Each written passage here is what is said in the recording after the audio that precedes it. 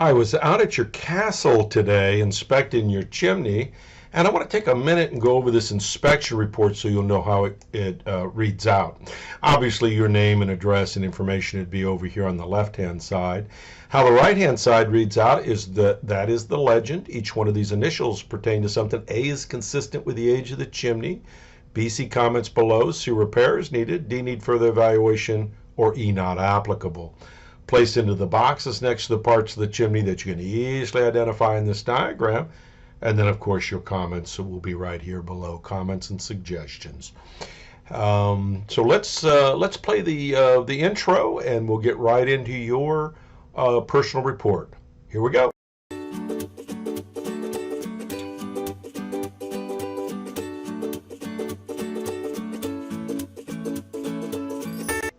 Hey, Emily, it was great to see McSwain out at the house today.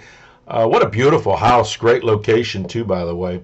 Let's start out with the outdoor fireplace. It is an open wood-burning fireplace. It does have a gas log lighter. You can't see the wand underneath the wood, but it's there, and it's associated with this gas key right here. So when you turn the key, natural gas is going in underneath this wood, and so you have to light it. So in other words, take a little newspaper, light it ahead of time, stuff it in here before you turn the gas on, because there is no pilot, and then it'll light up, and it will not only establish a nice fire here, it will continue the fire, and you need to operate it in a low position all the time that you're burning wood out here. Otherwise, you're going to take a chance that smoke will belch back out through the front into this area right here. Generally speaking, outdoor fireplaces do not draw well, and in many cases they do that just naturally.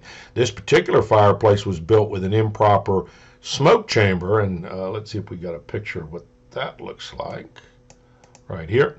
All right, so this is your smoke chamber. You see how it's flat on both sides. So as soon as it comes up through the opening, it's flat. It needs to be at an angle like this one. And so what happens is when the smoke on a proper one, when the smoke comes up, it rolls as it goes up the flue system and out the top of the chimney. On yours, it's hitting both sides and is likely to come belching out through the front of the fireplace. If you'll run that gas log lighter on low, you'll find that won't happen to you. No need for a chimney cap on this, and there isn't one. You can see that. Caps aren't code required in the state of North Carolina anyway. And also, the other thing that you're missing here is no damper, but you don't need a damper on an outdoor fireplace. Remember, all dampers do is keep the heat and air conditioning from venting up the chimney. You don't have much of that on an outdoor fireplace. Let's go into the living room, and we see this beautiful fireplace vented gas log insert. And it's got a automatic or auto damper assembly here. It's got little heat coils that open that up when the logs are operating to so that the carbon monoxide will vent up the chimney. And this is a complete system. It's UL listed. It was tested to be perfect, so it should be perfect. Outdoor look at the chimney. There is no actual, as you might say, brick chimney or chase. This is it right here. It's got the proper chimney cap on it. McSwain said something about your interest in maybe cutting into the back wall of the master bedroom into perhaps installing a new fireplace.